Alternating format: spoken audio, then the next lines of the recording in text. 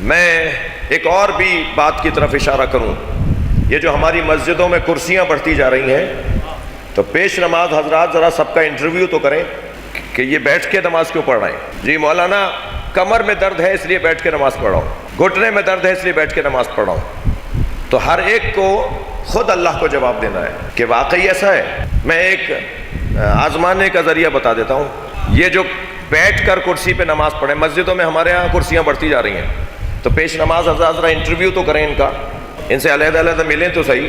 اچھا جو بیچارہ پہلے ہی 95 سال کا ہے اس سے کیا انٹرویو ہونا ہے، لیکن جو ماشاءاللہ 40 سال کا نظر آ رہا ہے، 50 سال کا نظر آ رہا ہے، وہ بھی اگر بیٹھ کے نماز پڑھ رہا ہے تو بات تو ہو کہ بھائی آپ کو کیا مشکل ہے، نماز تو ضائع نہیں کر رہے ہو اپنی.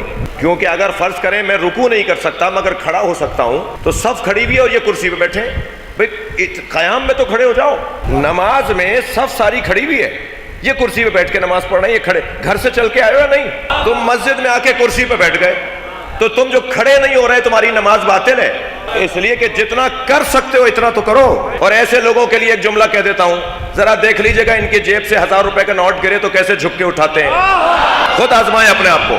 مجھے معاف کیجئے گا، میں یہ بہت اچھی بات نہیں ہو رہی.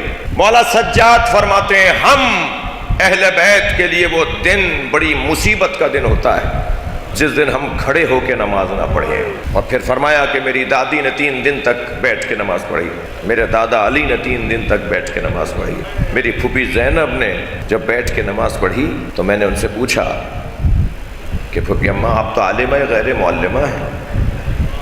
تو فرمایا کہ کھانا اتنا کم ہے کہ میں اپنے حصے کا کھانا بھی بچوں میں کھلا دیتی ہوں، میں بغیر کھائے کتنے دن کھڑی رہوں.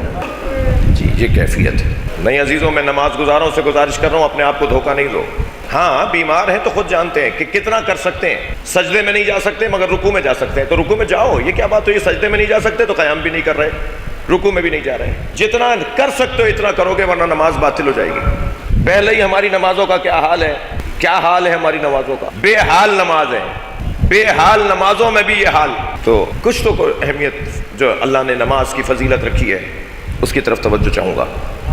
بدن کمزور اللہ کو اچھا نہیں لگتا، مضبوط بدن کے لوگ. گزارش کروں گا انتظامیہ کے لوگوں سے بھی اور سیاسی لوگوں سے بھی جو اقتدار میں ان لوگوں جن کے پاس فنڈز آتے ہیں مسائل حل کرنے کا، تو اس طرح کے سینٹرز ہر علاقے کے اندر بنائیں تاکہ ہمارے جوان چاق و چوبند رہے، صحت مند رہے اور اچھا رہے.